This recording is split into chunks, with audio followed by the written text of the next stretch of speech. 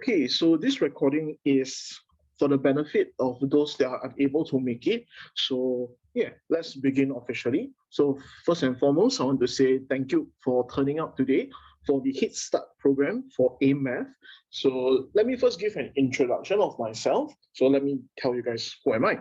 So yeah, this is me. So my name is Kaiwen. I'm the Overmarks A-Math and E-Math tutor. So I teach both A-Math and E-Math. So for those that were here for my E-Math session yesterday, welcome back. For those that are here for the first time, welcome again. Okay, so hope that in the next 1.5 hours, you learn something new. And I hope that this will be a beneficial session for everyone. Okay, so I've been teaching for about 5 years. And this will be next year will be my second year with Overmark. So I've been teaching group tuitions for about 5 years already. So yeah, I like group tuitions a lot, and that's where my personality will show, and I can teach a lot better in a classroom setting. So give you guys some background details about myself. So I'm currently in NTU, so I'm in my 3rd year this year, and I study math. So I'm studying mathematics, and I'm taking a degree in the pure mathematics sides of things. So my research interest is more of the geometrical geometry. So I like a lot of geometry. So differential geom, algebraic the geometry, surfaces, and a lot of topology. So of course, this is a little bit far from the scope of the O-level syllabus. So if you're interested, you can actually just head online, go and Google these words, see what they mean. Okay, so let's kick off today. And let me tell you what we'll be covering for today's 1.5 session until 8 p.m. So I'm going to give you guys an overview of whatever you have covered so far in your Sec 3 year. So this is a graduating class. So the Sec 3 year, I'll give you guys an overview and then introduce to you guys the last 5 topics that will be covered in your schools before the O-levels next year. I'll be letting you guys know some of the hardest topics in both Sec 3 and Sec 4 for you guys to take note of. Then giving you guys some revision strategies, some tips to take note for your exams. And then also I will cover a little bit of content with the new chapter Linear Law. Okay, and I also give you guys a timeline. Now, I've also uploaded this problem set. So this is actually revision questions that I have chosen from different schools. And what I'm going to do is that I'm going to choose 2 of the questions there, and I'm going to do a little recap of the Sec 3 content from the questions here. So that will be the first 15 minutes to 20 minutes of the session. And then the next session after that will be doing the linear law chapter. Okay, so you can find both of the problem sets and the linear law notes on the Dropbox folder. Okay, so let's start off with the syllabus. So for the syllabus, the ones in yellow are those that are going to be covered in Sec 4. I understand that some people have not covered Trigo or haven't completed the full chapter. So Trigo may also be covered in your Sec 4 year. But for the majority, it should be these last 5 chapters. So this is what I'll be covering today, which is linear law. Okay, and the rest will actually be covered as you progress on throughout the year. So just to take note, some of the topics here are not that straightforward. So be wary when you're doing your revision, and also pay attention in school, because these topics will bite you in the ass if you're not careful. Okay, so yeah, some of the hardest topics to take note of. So for the Sec 3 year, this is my personal opinion. So logarithms, exponential functions, trigo, and further coordinate geom. So these 3 are where I feel that students will struggle the most. Okay, and it also really depends on the student. Some people are really good in trigo, but there are many that are really bad at it. Okay, so you must take some time to go and focus on these chapters especially. Okay, go and practice, go and find resources to help you guys get better for these chapters. Now, I mentioned some at the bottom here, which is the Sec 4 chapters. If you realize, okay, out of the 5 chapters, there are 4 here. Okay, calculus includes the 3, differentiation, integration, and kinematics. Now, why would I say that these are difficult? Because this is a completely brand new concept that you have never ever encountered before throughout your whole education system. So since primary school until now, Sec 3, you have never ever done differentiation and integration before. So this is literally dipping your toes for the very first time. Okay, so there is a learning curve, and it will be a pretty steep learning curve for calculus. So please be careful.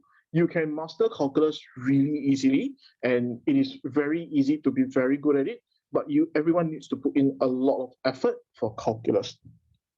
Okay, for proofs in plain Jom, I put there worst of the worst.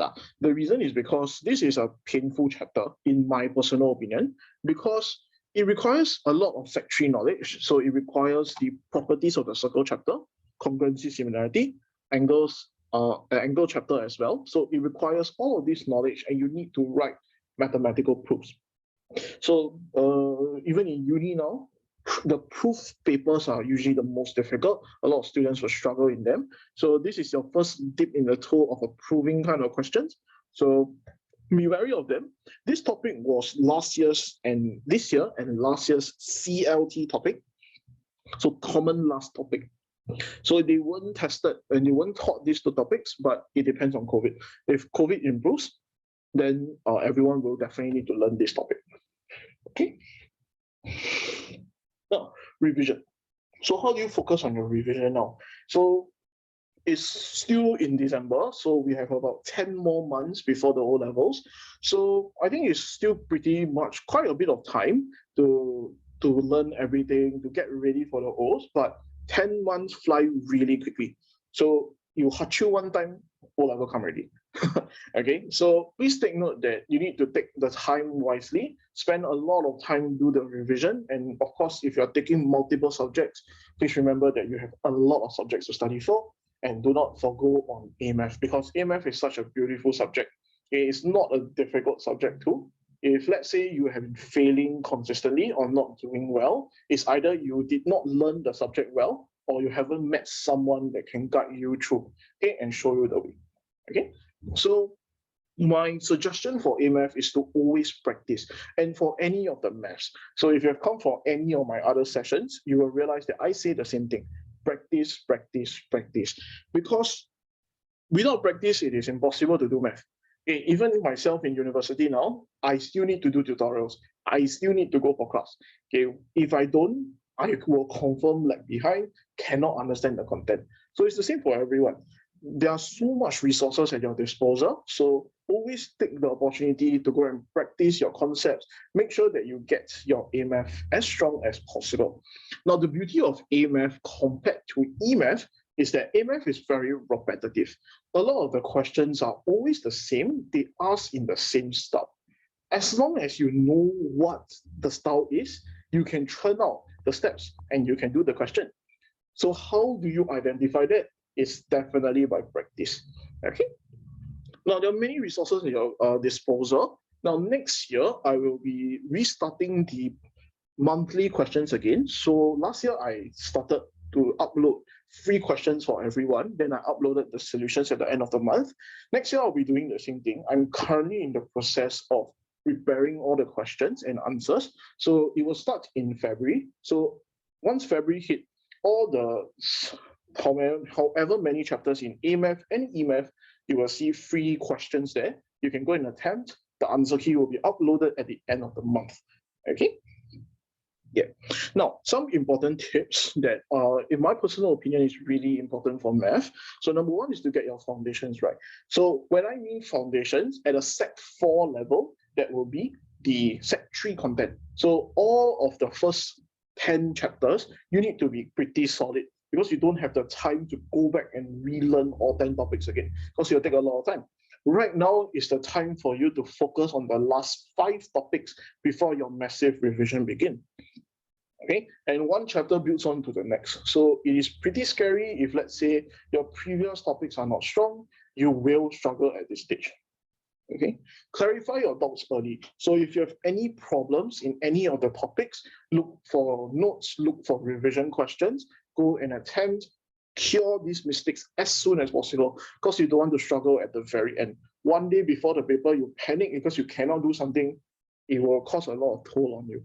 Okay. Now, be consistent also. So for me personally, what I do is 1 hour of math a day. Now in uni, for me, I cannot do 1 hour because it's not enough, and I have like 5 mods of math. I only study math in uni. But for you guys, you have different flavors. Huh? You got math, you got sciences, you got your humanities. Okay, take 1 hour each a day, study them. Okay, and then change around. Make sure that you allocate time for your A math and E math. Okay, just one thing I wanted to mention also. Someone asked yesterday about the bell curve for EMAth and AMAth. Now, I think it's no secret that the bell curve for EMAth is a monster. So if you want to get like an A for A1 for EMAth, you need to score at least like 76 to 78 for paper 1, 90 plus for paper 2. I wouldn't say it's about the same for AMAth, but it's about there too. So maybe the 290 papers like about 80 plus to score a comfortable A1. Yeah, so be careful. Okay, it's really competitive because it's not a difficult subject. Okay, so looking at the exams, this will be your timeline towards O levels. Now, for me, this is what I will be doing. I will try my best to complete all of the topics by March. Okay, usually by this CA1, the next schools will teach is differentiation. So they will left with integration and kinematics. Then here I will do revision for mid-years, prelims, O levels. So this is how I classify my revision schedule with my students, and to make sure that I keep enough time for all the different papers. Okay. Now, this one I talk later. Okay, so without further ado, I'm going to go through the problem set questions, then I'll hit into linear law. Now, just take note also that linear law is a really easy topic. It's, in my personal opinion, one of the easiest topic in AMAth. Okay, so this one, I will still go slow because there are still concepts inside that need a little bit of hand holding and going through. But for now, I want to spend a little bit of time on the problem set questions. And I've already chosen 2 questions to tackle. So yeah, this is the document. So problem sets is like a homework thing that I do with my students. So every week, everyone will get a copy of this, and you will need to do the questions for homework, and then you'll pass it back to me. So it will range from all the topics in the syllabus, and it's to help you recap and remember everything. Okay. Okay, so let's start. Now I'll be going, sorry, who's this? Okay, so let's start. So there are 8 questions here, and I will be choosing 2 of them. Okay.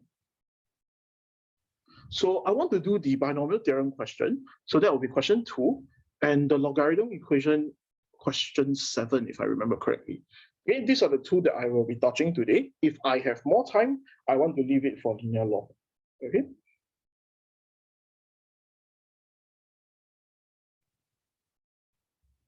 Okay, so let's start with question 2 first, which is the binomial theorem question. So let's go this one here. Okay, so number 1, let's talk about this question. I will be handwriting the solutions out as well. So if you prefer the handwritten solutions, I will be uploading that at the end of the night, and also the typed out solutions will also be uploaded then as well. Okay. Okay, so let's go. So for question 1, for question 2, in the expansion of x cubed minus 4 over x to the power of n in descending powers of x, the 13th term is the independent term of x. Find the value of n. Okay, so this is binomial theorem. So binomial theorem is a pretty, I wouldn't say difficult topic, but I'll go slow as well. So let's go through. Okay.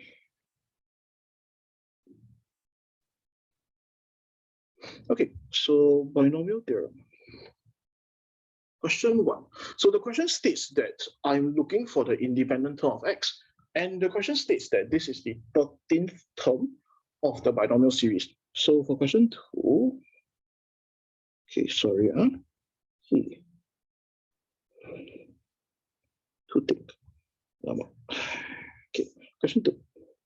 So do we have this expansion here? So this is x cubed minus 4 over x to the power of n.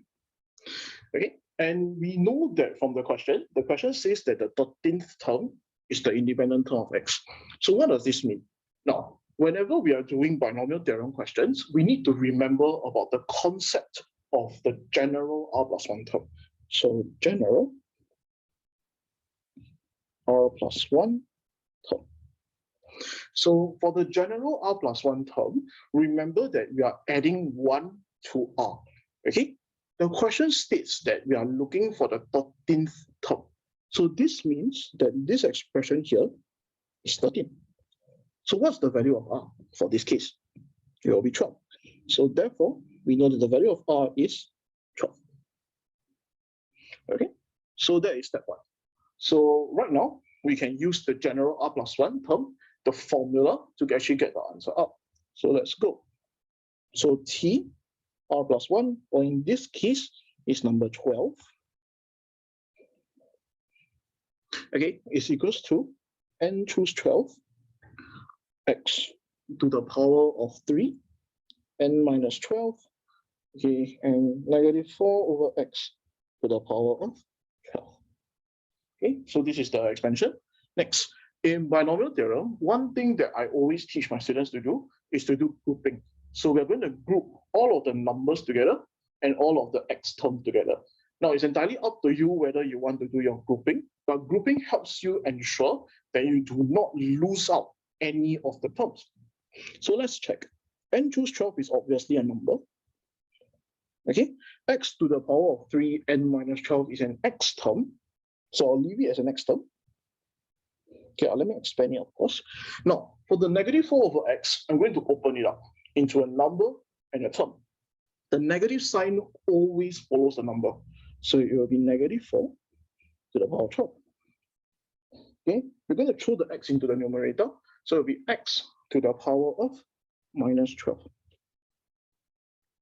And now I'm going to do my grouping. So group the numbers together and group the terms together. So let's do that.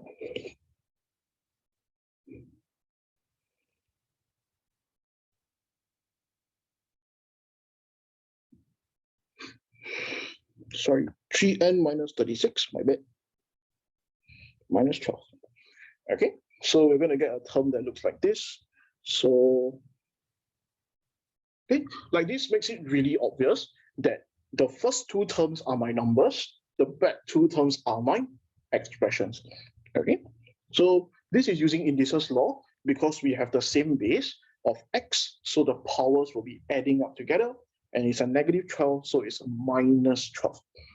Okay, so we can simplify this even further and choose 12, negative 4 to the power of 12, x to the power of 3n minus 48. Okay, so therefore, now the question states what is independent. So the definition of independent term of x is what? Independent. Okay, the definition is x power 0. Okay, because anything to the power of 0 is 1. So the x term will vanish into thin air. So therefore, 3n minus 48 equals to 0, and is equals to 16. Okay, final answer. Okay, so this is the answer for part A.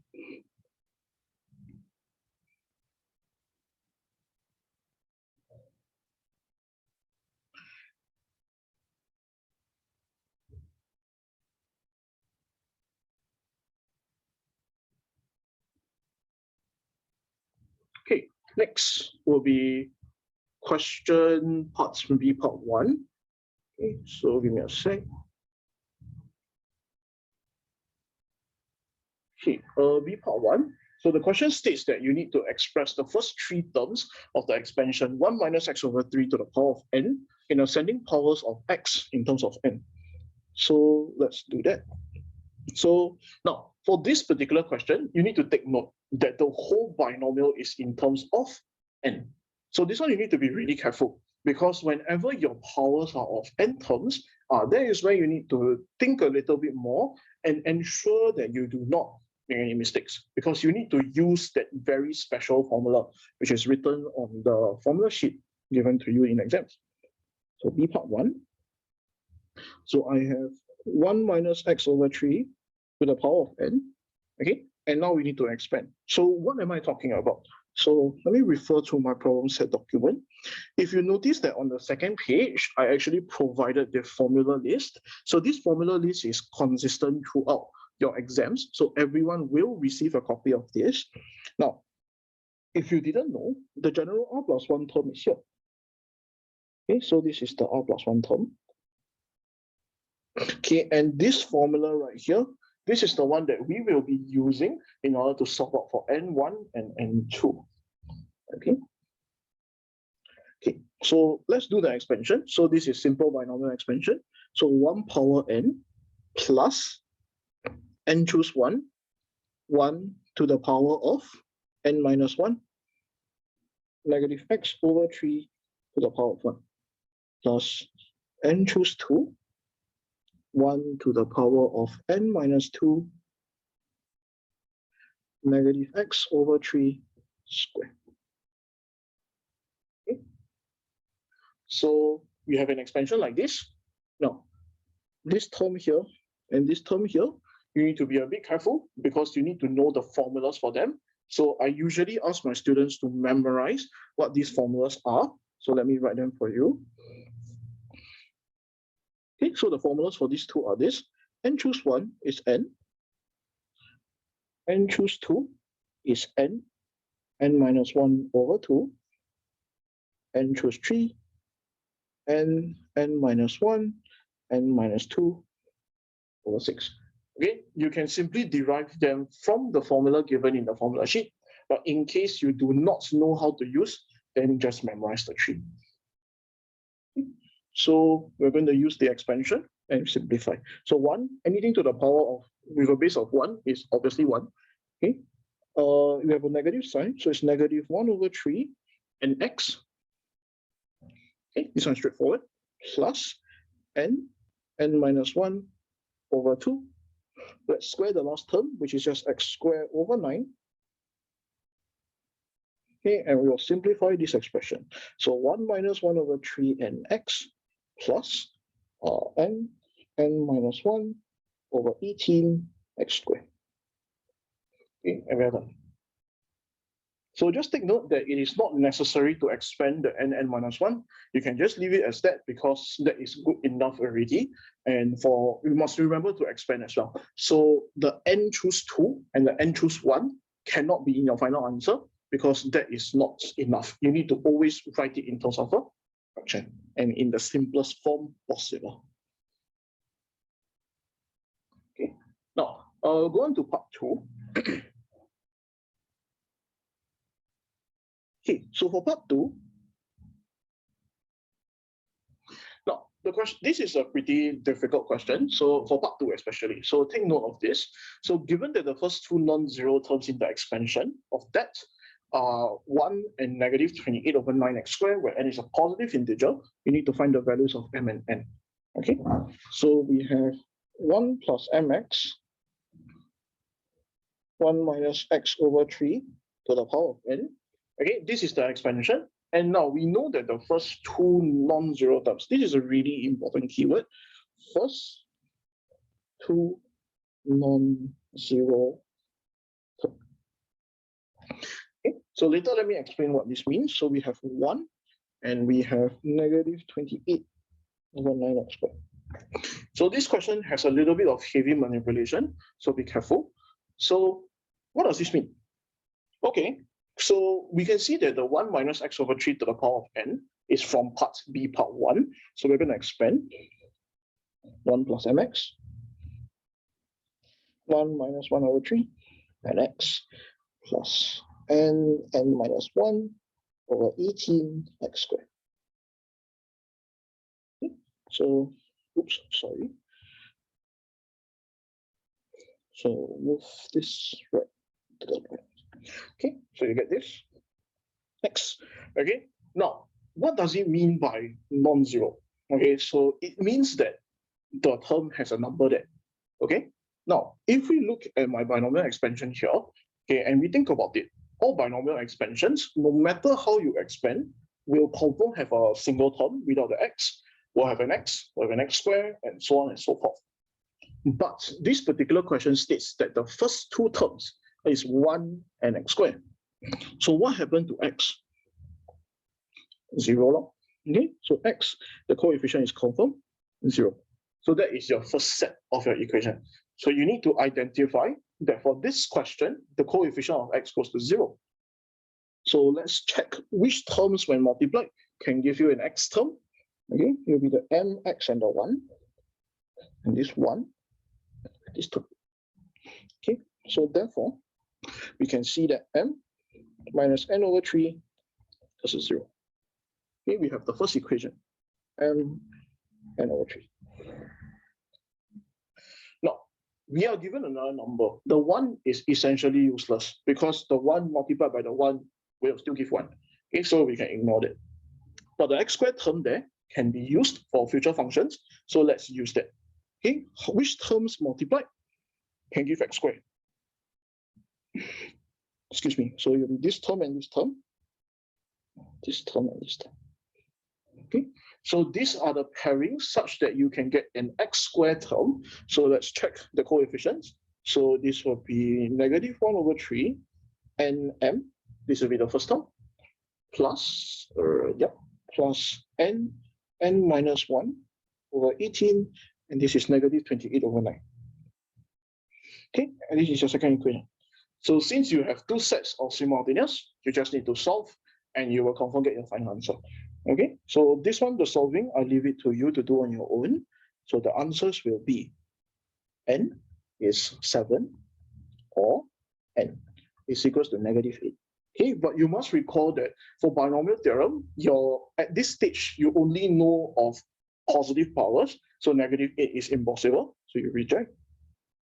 Therefore, final answer is this.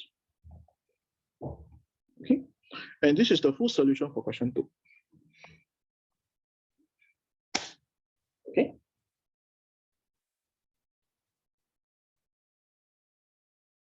Great.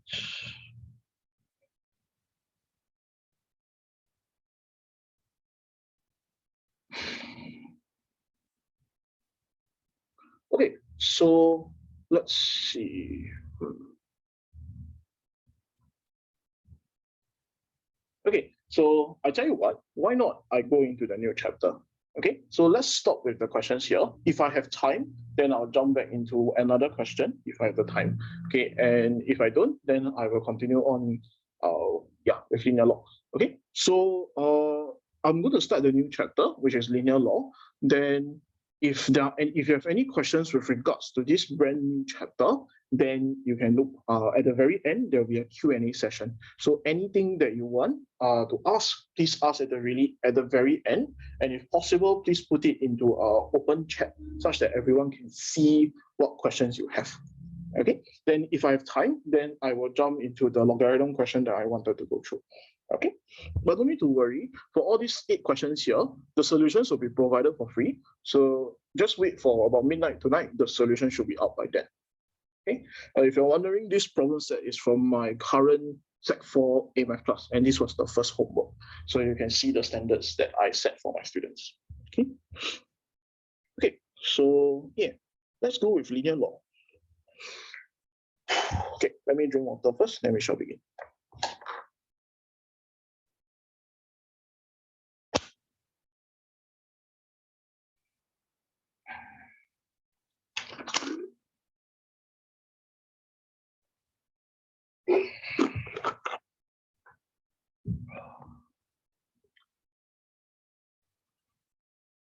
Okay, so I have about 45 minutes now to cover the whole chapter, which is more than enough time. So first, let's me talk about what resources that you are seeing right here. So number one, this set of lecture notes here is created by me, of course.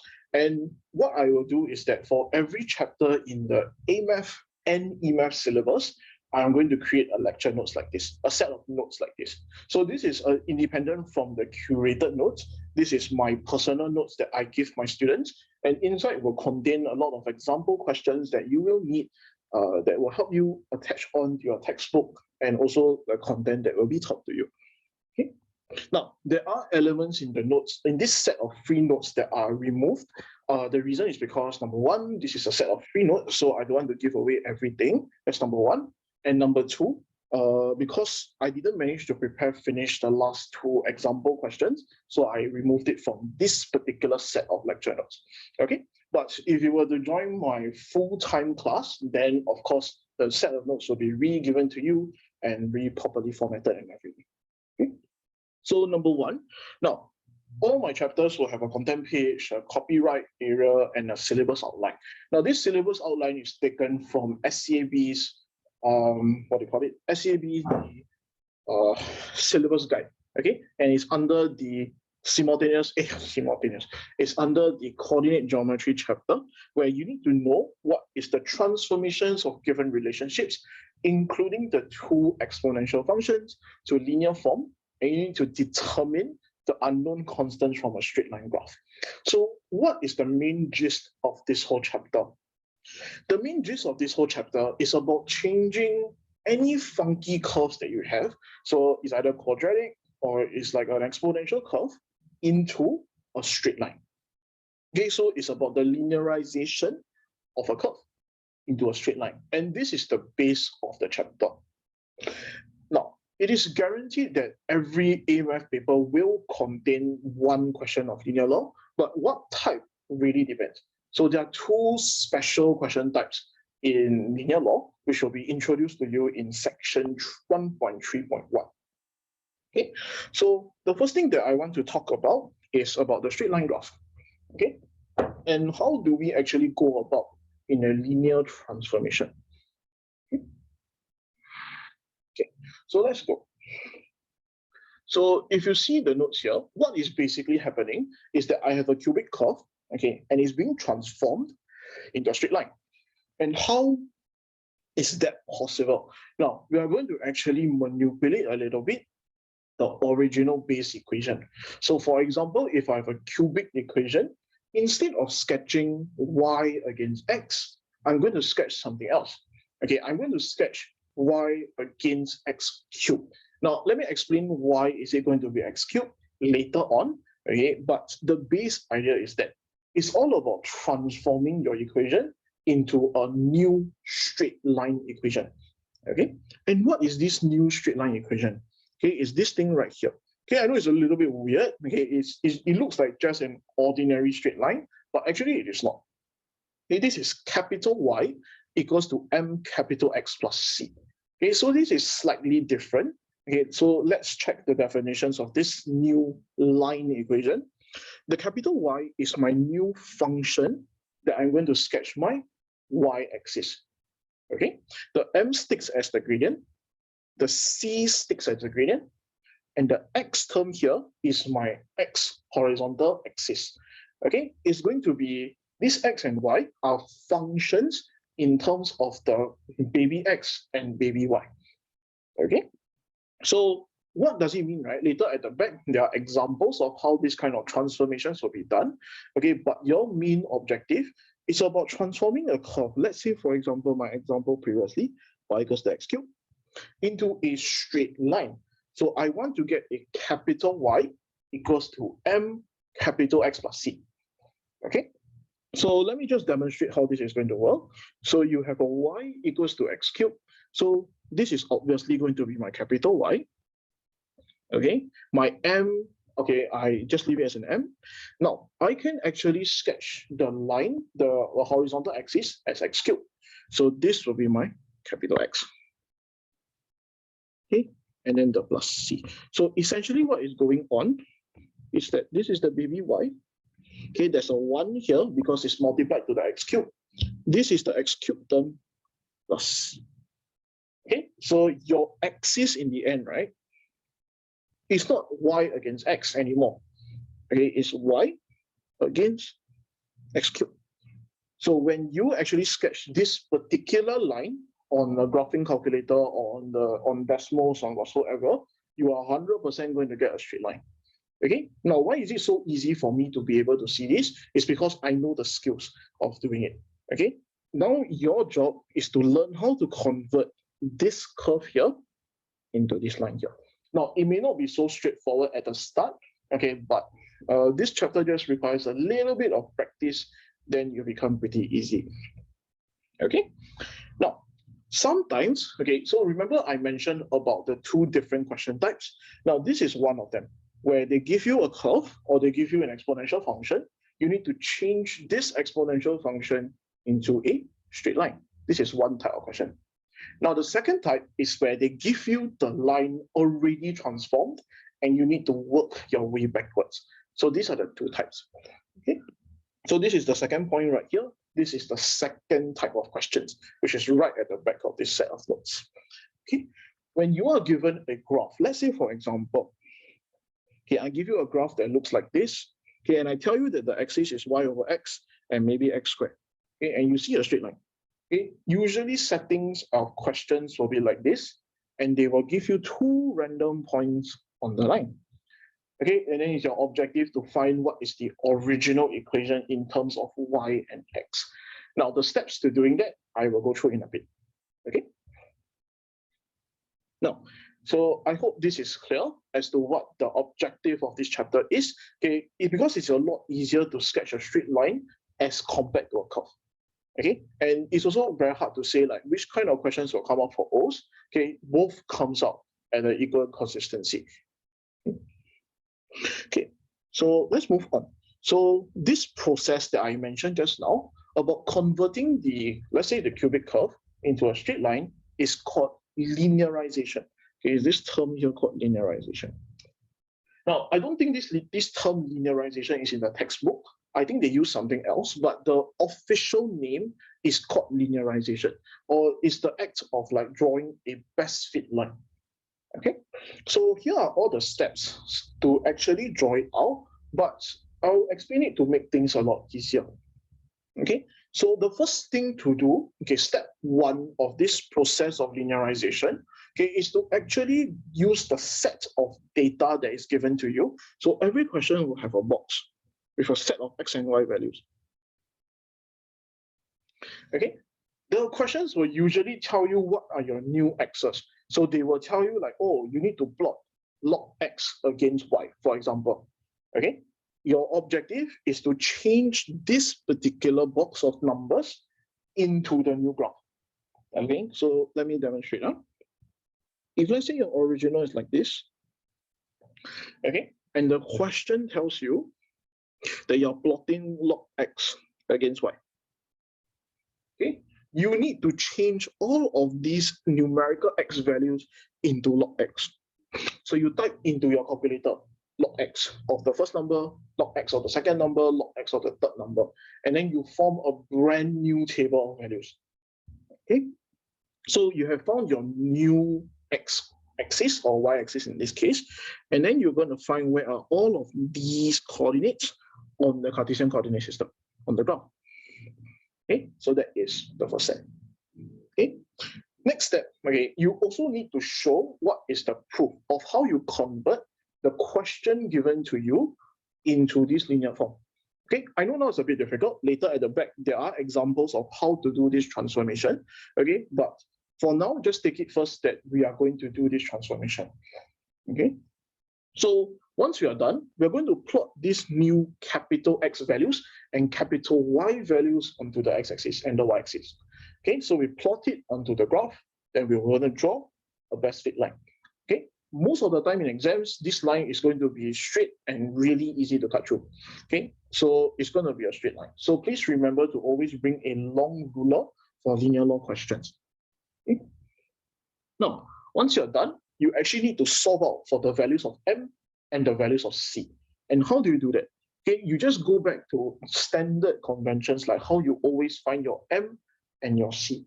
So for example, okay, if you're given a line that looks like this, okay, and you have already drawn it perfectly fine like this, okay, this is definitely your C coordinate because the definition of C is your y-intercept. And then you just need to find another random point on the graph, which will be your M. Find another random point and then use the gradient formula. So y2 minus y1 over x2 minus x1 to get the value out. Okay, then you will have gotten your values of M and C respectively. Okay, so this is the main gist of how you do a linearization. Okay, later at the back, there are example questions and I'm going to show you the process step by step. Okay, now Some things to take note. Number one, do not mix up between capital X and the baby X, capital Y and the baby Y. These are two very different things. The capital X and the capital Y's are functions. So they are like X squares, Y squares. They are not just X alone. Okay, these are your new intercepts.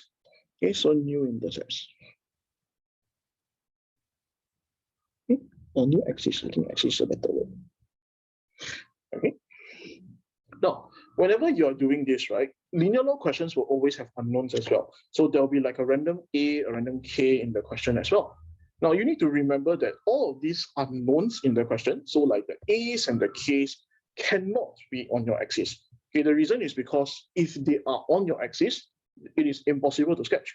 Because when you plot your graph, right, you're given this data, you need to find these new axis points. If you have unknowns inside the axis, how are you going to find? It's impossible. Okay, so just take note of that. Now, there are times also there are many ways to linearize. Okay, so for this particular one, this particular thing to take note here, sometimes questions will not tell you what to linearize with. So they will just give you an equation and they ask you to go and change this into a straight line. Okay, and it won't tell you what is your x-axis and your y-axis. Now, for those kind of questions, you actually have the liberty to do whatever you want. Okay, and you can literally, do whatever you want to make sure that you can get the answer out. Okay. Okay, so this is the main gist of what we're doing. Okay, so right here, I have one work example, simple work example. So I have an equation of y equals to ax squared plus bx may be transformed into a straight line of the form capital Y equals to m capital X plus c, where x and y are expressions in terms of x and or y, and m and c are constants. You need to find what is x, y, m, and c. Okay, so how will you do this? So this is really the process of linearization. So I'm going to show you a demonstration of how we actually do this linearization process. Okay, so give me 1 sec while I pull something out. Okay. Okay, got it. So let's do it. So I have the equation y, let me write it bigger, y equals to ax squared plus bx. Okay, and my objective is to make this capital Y equals to m capital X plus c, where your capital Y's and your capital X will contain the baby X and baby Y. I hope I never confuse you there. Okay, so the capital X and the capital Y will contain the baby X and the baby Y. It cannot have the letters M and C. Oh, sorry, it cannot have the letters A and B inside because it's not possible. Okay. So how am I going to do that now? Okay, you need to think a little bit out of the box, because right now, if you were to factorize x squared, also will get stuck. One thing you can do is to divide x throughout. Okay, so this is the trick for quadratic ones. So what I will do is to divide x throughout the whole equation, and I'm going to get ax plus b. Okay, so let me rewrite to make it better. Ax plus. Now this then, okay, very good. Because right now it's in the form capital Y equals to m capital X plus c. Okay, if you look very carefully, this is your capital Y, this is your m, this is your capital X, and this is your c. Okay, I have essentially transformed my quadratic curve into a straight line. Okay, just by dividing x throughout. Okay, and this is what we know as a common transformation. So there is actually a list of transformations that we can take note of, or we can quote unquote memorize, such that whenever we see such a transformation, we know what to do. Okay. Now there should be other ways of doing it, but I don't think. Yes, there's actually another way. Let's see if it's possible. Yeah, there is. Okay, so like I mentioned previously, there are many answers to transformation. So another way you can do it, let's be creative here. Okay, so I have y equals to ax squared plus bx. Okay, maybe let's divide by x squared. So from here to here, I'm going to divide by x squared. What happens? So y over x squared equals to a plus b over x. Okay. I mean, this is possible too. Why? Because I can rewrite this into capital Y equals to m capital X plus c. So I'll show you y equals over x squared, equals to b 1 over x, okay, plus a. So if you look very carefully, y m x c. Okay, so this is also another possible solution because there are many ways to do it. You can do whatever you want. If you want to take logarithm, you can go ahead. Okay, so it's entirely up to you. Okay, so I hope this shows like a little demonstration of how we do our transformation. Okay, so yeah, this is one of the most common transformations called the quadratic transformation.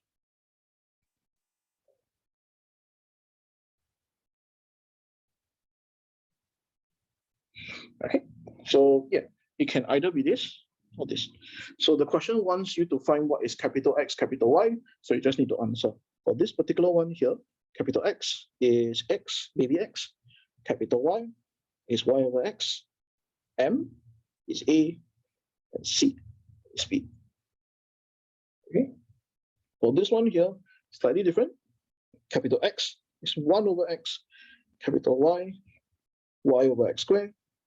Capital baby M is B, and C is A. Okay, as you can see from both of these sets of equations, they are totally different. Okay, so there are many, many answers for this. Okay. Okay, let's move on. So yeah, I just shown you what is a demonstration of a transformation. So right now, what I'm going to do is to go through some of the most common transformations. Okay, and then after that, we're going to tackle with questions. Okay, so I have a set, I think you have 4 example questions at the back. So I think I can cover all 4 or 5 today. So once you're done, then we can end off today. Okay, but this is the main gist of the chapter. To be honest, it's just this. So usually the biggest learning curve for students for this particular chapter is this portion here, the linearization part. So if you're still having a little bit of trouble of wrapping your head around it, let me show you some of the most common transformations and how we actually perform these linearizations. Okay. So this is the list. I have 6 in total right here. So let's start with the first one. Okay. So number 1. Well, we have an equation that looks like this, y equals to x over a plus b. Okay, and how am I going to linearize it? Now, remember, my objective is to get capital Y equals to m capital X plus c. Okay, so remember how I get my b here? Okay, what I did was to do a b bracket 1 over x. Okay, I'm going to repeat the same process here with the a. So I'm going to break down the a into this. A times 1 over x. So in this way, right, when I sketch my capital X axis, I will not have an a there. Because with the a, that is not possible anymore. So therefore, by splitting up the terms like this, it's very clear that capital Y is Y, the m is the a, the 1 over x is the x, and the b is the c. Okay, now let's say, for example, if you're given data. So let's mock out some data right now. Okay, so for example, if you have a question, tells you that I have variables of x and y. So I'm just going to do some dummy numbers. So 1, 2, 3, 4, 5, 6, 7, 8, 9, 10, 11, 12. Okay, so this is for this graph. Okay, but the problem now is that I'm going to sketch y against, 1 over x. So I need to change my x table into 1 over x. So usually what we do is to draw a brand new table, 1 over x, okay, and to write down the new numerical values. So 1 over 1 is 1, 1 over 2 is half, 1 over 3, 1 over 4, 1 over 5, and 1 over 6.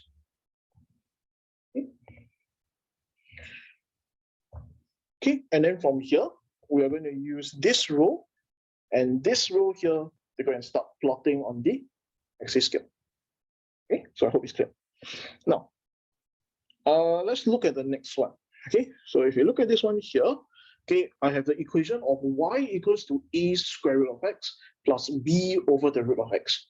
Okay, and remember, I want it to be y equals to capital M, capital Y equals to M, capital X plus C.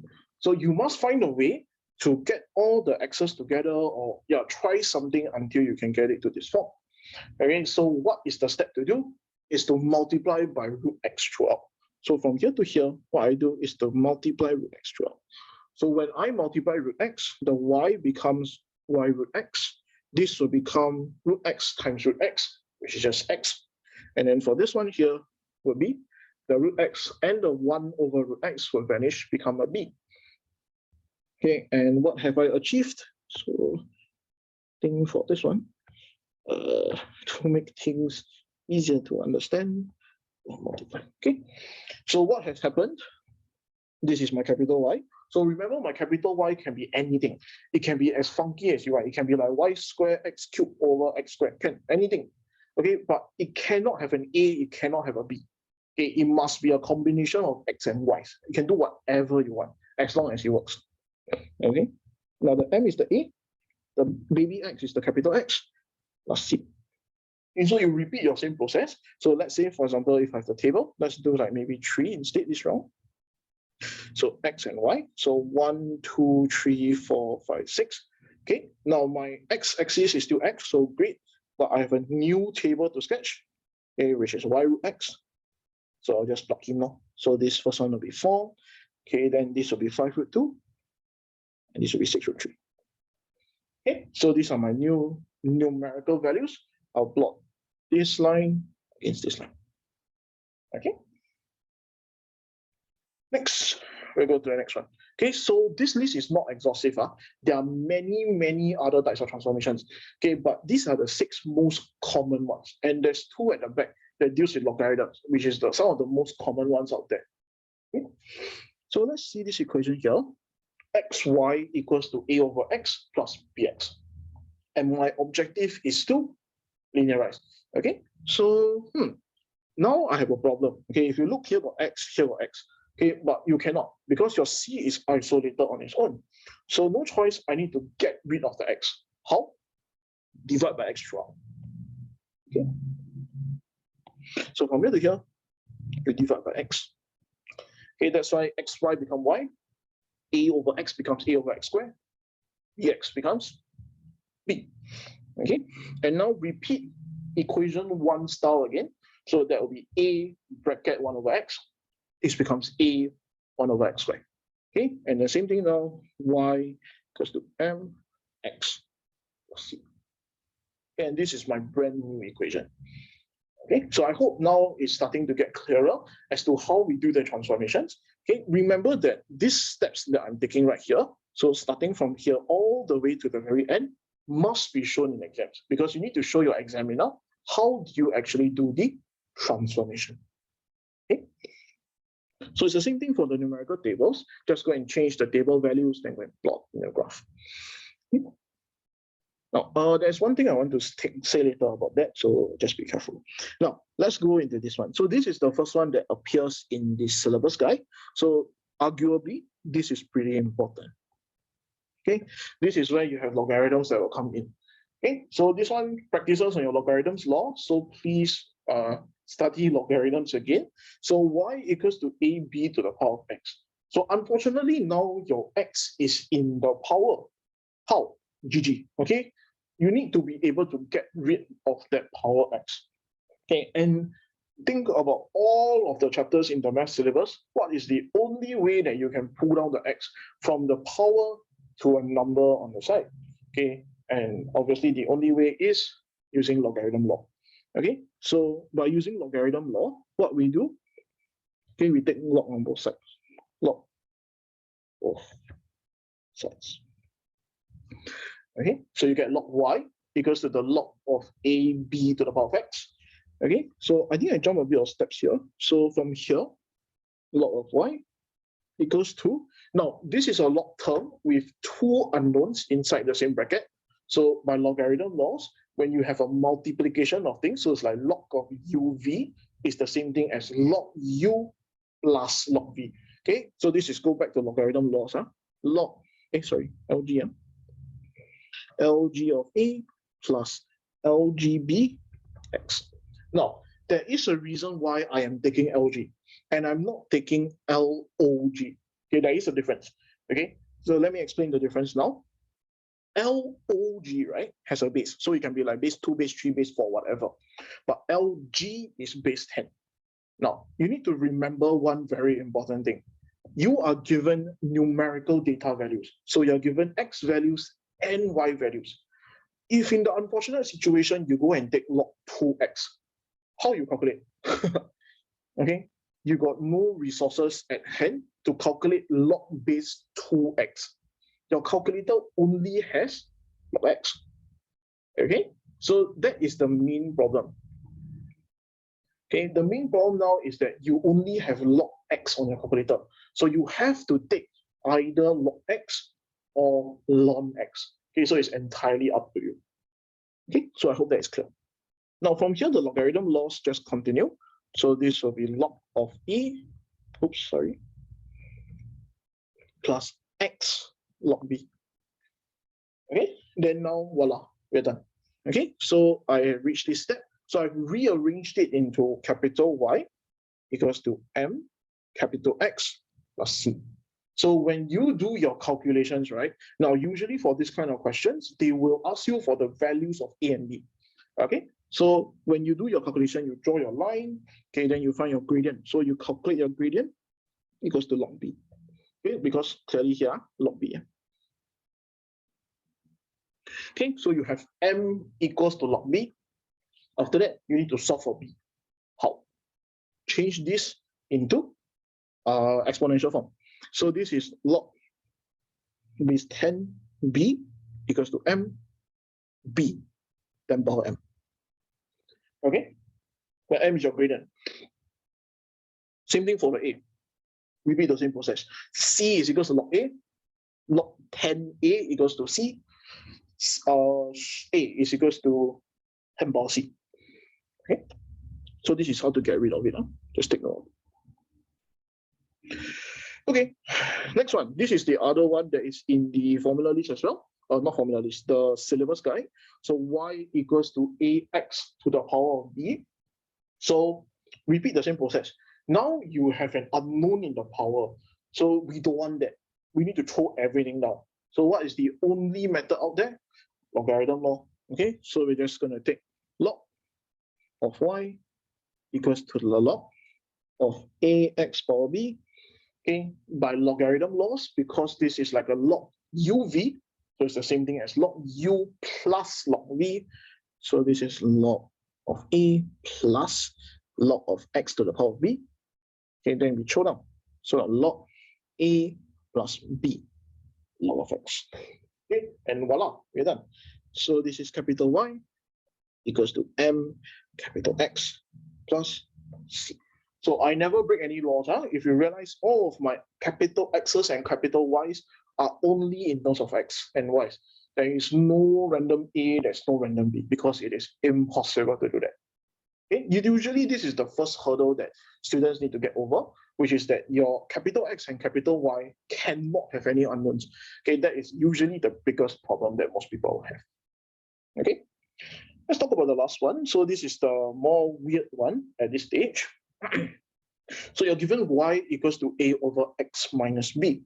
Okay, and you need to linearize. Now, for this particular one, if you're not told that you need to sketch 1 over y, a lot of people will not think of it, unfortunately. Okay, so that is one of the ways to do it. There are many answers for this one, but the way we do is to take reciprocal.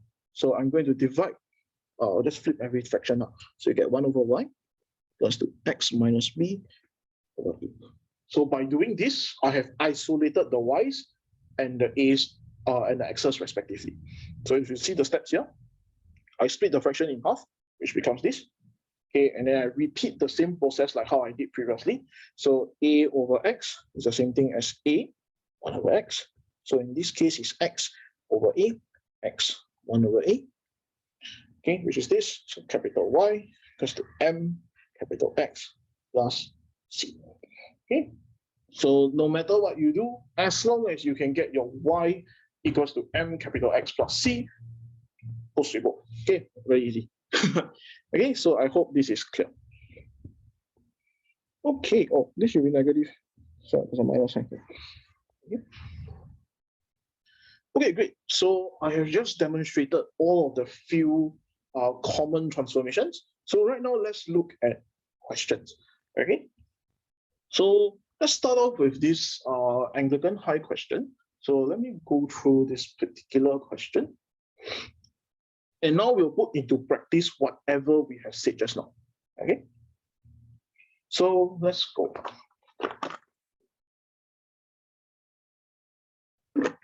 Okay, the table shows experimental values of variables x and y, which are connected by the equation y equals to ab to the power of x.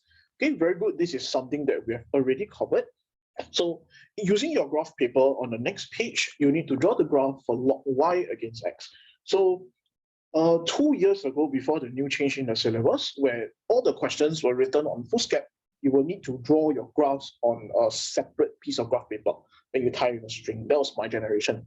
But right now, everything is written on the question paper. So all of the graphs, right, will actually be given to you. So there will actually be a piece of graph paper that is provided to you from the question booklet.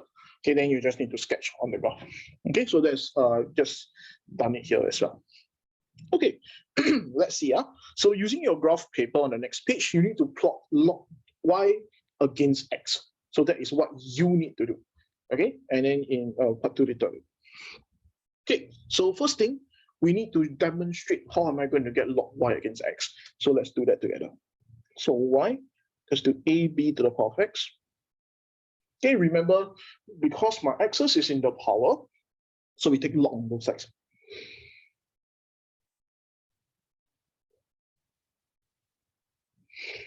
Okay, so it's the log of y equals to the log of ab to the power of x.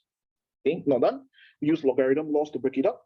So the log of y equals to the log of a plus x log of b. So I jump a step here. Instead of writing log b power x, then throw down, I just auto throw down. Okay. And now we can write it properly. So log of y, okay, equals to m, x, sorry, my bad, log of b, this is my m, x plus the log of a. Okay, so let's write in a different color, capital Y equals to m, x plus c.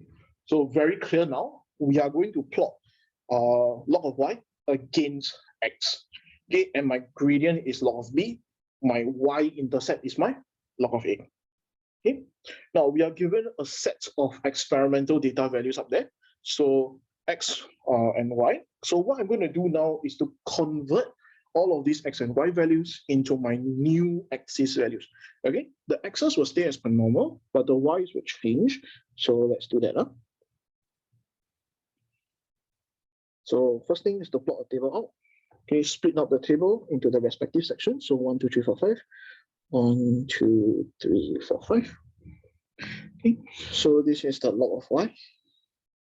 Okay, and then now we're going to plot in all of the experimental values. So I've already done it previously. So this is 1.62. This is 2.07. This is 2.56. This is 2.96. And 3.43. Now, how many significant figures do you go? Okay, please don't be a gundu and go and write like 5 significant figures. Okay, because the question that I'm going to ask you is this: how the heck are you going to see 5 significant figures in your graph paper? It is impossible. The max you can go is always 2 decimal places. So if possible, always live in 2 dp. Okay, unless the question says so. Okay, so right now I'm going to plot my line. I'm given this set of data here and this set of data. Okay, so this goes back to normal sketching law. Okay, so let's perform the sketch. So this is 1, 2, 3, 4, 5. Okay, okay, I'm going to demonstrate this as quickly as I can. So, okay, yeah, sorry, I just have a lot of pressure, so give me a sec. Okay, imagine this is my axis. Okay, I'm going to use, okay, usually they won't define the scale to you, so you can choose whatever scale you want. So for me, I'm going to choose a very easy scale to draw. Okay, because I'm using a tablet, so it will not be the nicest thing in the world, but I'll try my best. So this is my x-axis, which didn't change, okay, but my y has changed a little bit. So this is log of y. So be careful. Now let's plot everything, okay? So it's 1, 6.2. So this is 1, 2, 3, 4, 5 for him. Okay. Then we have my numbers go until about 3.4. So let's check. 1, 2, 5, 1, 2, 3. Okay, can. Okay, so I'm gonna do intervals. So this is half. This is 1. This is 1.5. This is 2. 2.5, 3, 3.5. Okay, my highest value is 3.43, so it's very safe. Okay, let me change this to 0.5. Okay. Now let's plot. Okay, so 1 and 6.2 are, so I'm going to try out 1 and 6.2. So 5, 6.2 is an aggregation around here. Okay, 2 and 2.07, so 2.07. So 2.1 is this, so about aga here. Okay, 3 and 2.56, so aggregation is about here. 2, 4 would be 2.96, so aggregation would be about here. Okay, and 3.43, which is at 5, so 3.43. So 3.1, 3.2, 3.3, 3.43. So that will be about here. Okay, so voila, magic. Okay, if you notice, I tried my best. Okay, this is as straight as it's going to be. Okay.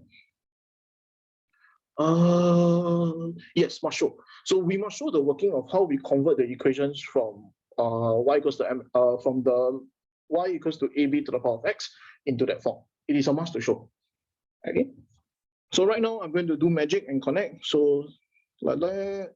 Voila. Okay, not the nicest thing in the world, but I tried my best. Now, usually, right, we know that we need to find the y-axis. Okay, so we need to find the y-intercept. So I'm going to go against a rule that is set in EMath to never extend past your points, right? But for this case, this chapter, you need to extend. And the general rule of thumb is to always extend. So I'm just going to extend. Okay, I can extend that. And voila, I'm done. Okay, I'm done with the question. So very good. Don't need to label yet, so I'll ignore that. Okay, and we're done. Very good. So let's go into part B. Okay, so for part B, the question says using your graph, okay, you need to estimate the values of A and B. Okay, very good. So just look at the equation here. We know what? Okay, we know that the gradient, okay, is equals to the log of B. And we know that the y-intercept is the log of A. Okay, so this is how I'm actually going to do it. So let's go and read off the gradient first. So just use your standard EMath way of calculating gradient. So let's do it now. Okay, I'm going to choose this point here because it looks beautiful. Okay, this one. Alamak, my line not straight. This one. And this one. Okay, so I choose two beautiful points. Okay, let's label the points. So this is 4.5. And this is 3.1, 3.2. Okay, this one here would be 0.8, no, 0.7 and 1.5. Okay, so it's the same logic as EMath. When we're choosing gradient points, we choose the easiest to read. Don't choose those that is like cut in the middle, then you need to go down there and zoom into your paper and see. Cannot. Okay, choose the easiest possible. Okay, so let's do with my experimental values here. So let's calculate the gradient. So this would be, sorry, I forgot my value. So 3.2 minus 1.5. So 3.2 minus 1.5 divided by 4.5 minus 0.7. Okay, so type calculator. So let me do that. Okay. So 3.2 minus 1.5 divided by 4.5 minus 0.7. Okay, it's about 0.47 something. Okay, very good. 44736. Usually I give 5 significant figures because accuracy sake, of course. Now, log of b is equals to this. So how to solve? Therefore, b is, remember what I said just now? Log is log base 10. So it's 10 to the power of 0.44736. Okay, answer will be estimated. So 10 power here, well, 2.8. Okay, so 2.81. So for this chapter, it's like any graphing chapter. There will be degrees of accuracy. So it really depends on what you draw and how you draw it. Okay, so if you draw a very ugly graph, your answers will be super far off. Okay, and it is usually plus minus 0.1 of the examiner's value. Now, how they usually sketch or how they check these kind of questions, they will usually get a pool of teachers to literally sketch the graph as well. And then they will take the average of all of these teachers. Okay. Next is for Y-intercept. Let's do that. So Y-intercept is here. So with the power of zooming in on my iPad, 1.2. Okay. So 1.2. In exam, you cannot zoom in, so you must let it look at your paper properly. Okay, I have a luxury of an iPad here, so I can zoom in. So we know that the log of A is 1.2. Okay, the exact same process again. So A is 10 to the power 1.2. Okay, final answer is, let me check. Okay, final answer is about 15.8. So, yeah, correct. 15.8. Okay, QSF. Okay, all these kind of numerical answers, please give in 3 significant figures. Okay, great. Very good. Now, I'm going to answer part C now. Okay, and then we'll wrap up.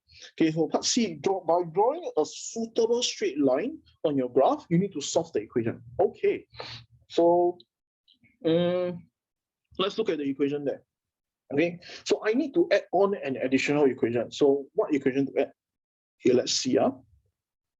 This is my equation. So, I ran out of space there. Okay, do it here. 10 to the power of 2 minus 2x equals to AB to the power of x. Okay, and what do you realize? You realize that your original equation is essentially what? Okay, your original is this. Okay, so you know that the line you definitely need to sketch is this. So you sketch this. Okay, so the line to sketch is y equals to 10 to the power of 2 minus x, 2 minus 2x. But, okay, this is where you need to be very careful. Okay, remember, this is the line to sketch. Okay, but what are your axes? Your axes are log y against x. So what you need to do is to go and change this equation into a log y against x equation. Then you can sketch it properly. Or else, if you go and plug this line into your graph, confirm wrong one. Okay, so how do you get a log y? You need to take log on both sides. So we take log on both sides, so log of y. Okay, log of 10 is just 1, so this is just 2 minus 2x, and voila, they're done. So the log of y equals to negative 2x, oops, sorry, plus 2. Okay, so capital Y equals to m capital X. Okay, so this is my brand new equation. Now, I'm going to plot this graph onto plot this particular line onto my graph. So let's do that. Now, remember, in order to plot a graph or plot a line, you need 2 points. So what we do, we draw just draw a table. Okay. So like this. Okay.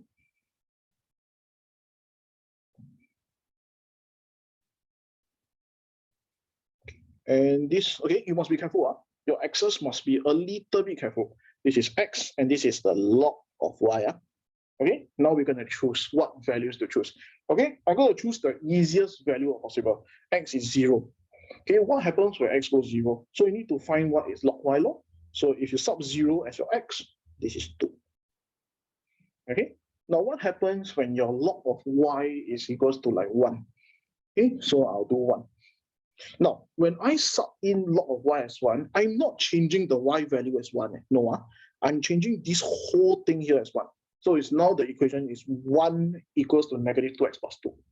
Okay, which the answer is, okay, let's choose an easier number. Let's choose 0. Yeah, I think 0 is easier. So when log of y is 0, so this function here is 0. Okay, 0 equals to negative 2x plus 1, x is 1. Okay, so just be really careful. Okay, this is the concept that I wanted to say just now. Remember, whenever you are adding on a new curve or adding on a new line, you need to change the line itself into the new axis. Okay, so be careful. Now let's plot these points. Okay, not difficult. 0, 2, which is here, and 1, 0, which is here. Okay, draw the line. Ta-da! Okay, this is the straight line, and this will be the answer. So we're going to label. So this is log of y, equals to 2 minus 2x. Okay, and the on top equation here is not the y equals to ab power x. Okay, this is log of y equals to the log of a plus x log of b. Okay, and we're done. Am I right? Yeah. Solve the equation. So the question wants you to solve the equation. So this is essentially simultaneous. So you're just looking for this part. Okay, so you just need to find. Now, unfortunately, my line a bit thick and fat, so I cannot really see what's the answer. But by zooming in, x is 3 log. Okay, this is the final answer for part C. Okay, and this is the main introduction to this chapter. Okay, so I may have made the chapter look really easy. Okay, but I hope that through this like 1 hour of me going through, it's pretty clear as to how questions are supposed to be done for linear law. Okay. Now there is one more question type, but unfortunately I ran out of time. So the last question type will be the last 2 questions. Okay, which is this is actually from here. So is this question onwards. So these are the questions where the x's are already given to you. So it's like the log of y and the x is provided to you already. So from here, you need to manipulate your equation a little bit. Okay, so for this particular one, I leave it to you to try on your own. Okay, the answers for these questions will be posted by tonight midnight. Okay, so I'm pretty much done. Okay, now before we end off, one thing to just say. Okay, now just want to just share with everyone first. Okay, first thing, thank you for coming. I hope that this session has been informative. Okay, also just want to just share with everyone the resources that I will be providing for everyone for my group classes and for the general overmark. Okay, so lecture notes, this is for my personal students, like what you see today. These are the notes that will accompany all the chapters that you study in school. I will be giving homework, so like the problem sets today. Class assessment and class tests, these are things that I do to make sure that students are on par with ready for the exams. And yeah, I provide answer keys as well. So all my answer keys are really guided. So just in case you do not have time, cannot enough time to study, you can always refer to the answer keys as well. Okay. Other resources. So the monthly questions will come back again in February. So the 1st of Feb, or usually that period, I will upload the first set of questions. Then you can attempt. Then by the last week of the month, I will upload the solutions for the paper. Okay. Okay. If not, before you go, okay, this is just to promote my group tuition. So this is not really a group tuition setting. So what today is like just a little teaser as to what a lesson will be like. Okay, next week there will be a free trial lesson. So I stress again, this is not a trial lesson. This is a free Head Start program. Next week, Thursday, will be a free trial lesson. Now this lesson itself got students inside. So this is my original class timing, and there's 4 people inside already. So if you are interested to join the group or this trial lesson, can you help me scan the QR code on the right, okay, and just register. Then when you fill up the table, just say that you're coming for this free trial lesson. Now, what's the purpose of this trial? I will be continuing on linear law, okay, and I will also be going through some questions from my homework with the class. Okay. Now, the weekly group tuition will carry on. So I have already students. So I just want to look for more to throw into my classes. So the original timing will be 7:30 to 9:30 p.m. on Thursdays. So the reason for the timing is this. 2 hours before that will be E-Math. So 4:30 to 6:30 will be E-Math, 1 hour break, then 7:30 to 9:30. Okay. Now, just take note that for now, lessons are still online. Come January, right? Lessons will promote to become offline, physical in Toa Payoh, some location in Toa Payoh, but more information will be provided soon. Okay. So last thing, if you are interested as well, okay, if you sign up for both A and E, there will be a 10% discount. Okay, and you will get all the curated notes for free. All the resources here are completely for free at your disposal. Okay, so that is all for today. I will stay for some Q&A. So if anyone has any questions, you can start flooding the chat. I will answer your questions. If not, thank you very much for attending. Hope to see you guys next time in the crash courses or what. And all the best for all. Merry Christmas and have a Happy New Year. Bye-bye.